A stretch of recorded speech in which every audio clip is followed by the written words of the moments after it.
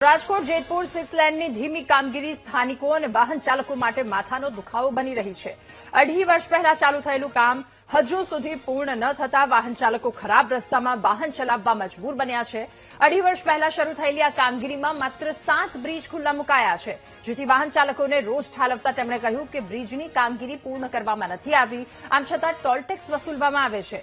જેતપુરના ભરૂડીથી 40 કિલોમીટરના અંતરે 7 toll booth પરથી વાહન ચાલકોને ખિસ્સા ખાલી કરવા માટે ટેક્સ વસૂલવામાં આવે છે, પરંતુ સારો રોડ આપવામાં નથી આવતો।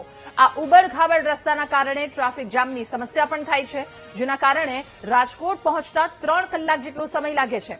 તાત્કાલિક આ રોડનું કામ પૂર્ણ કરવાની જરૂર છે, તો બીજી તરફ આ રોડ બનાવનાર કોન્ટ્રાક્ટરે લૂલો બચાવ કરતા કહ્યું કે અત્યારે 7 બ્રિજ ખુલ્લા મુકાયા છે અને આવતા મહિને ગોંડલ પાસે સુરેશ્વર મહાદેવ, ભોજપરા, લીલિયાડા, સેમડા તથા ભરૂડીમાં 7 બ્રિજ ખુલ્લા મૂકવામાં આવશે। હેરાન થાય છે અમે, ટોલ નાકા બબે છે, 60 કિલોમીટરની અંદરમાં દિલ્હીની અંદરમાં બોલી ગયા છે, 60 કિલોમીટરની અંદરમાં ટોલ નાકું હોવું જોઈએ। તો રીબડા પાયે ટીપેલ આવી જાય ટોલ નાકું, પીઠરિયા પાયે આવી જાય ટોલ નાકું આવી જાય, દાદાગીરી કરે છે, જવા નથી દેતા કોઈને।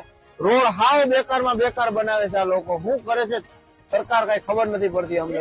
તો આપણે ખબર જ છે કે રાજકોટ થી જેતપુર સુધીનો જે 6 લાઇન હાઈવે નું કામ જે ચાલુ છે એને અંદાજિત 2 વર્ષ ઉપરનો સમયગાળો થઈ ગયો છે, પણ આજ દિન સુધી કામ પૂર્ણ થયું નથી। હજી તમે જોવો તો 60% જેટલું કામ બાકી છે અને ત્યાં ટ્રાફિકની એવડી સમસ્યા છે કે સર્વિસ રોડ ઉપર હોય તમે જોવો તો સર્વિસ રોડ પૂરા જામ થઈ જાય।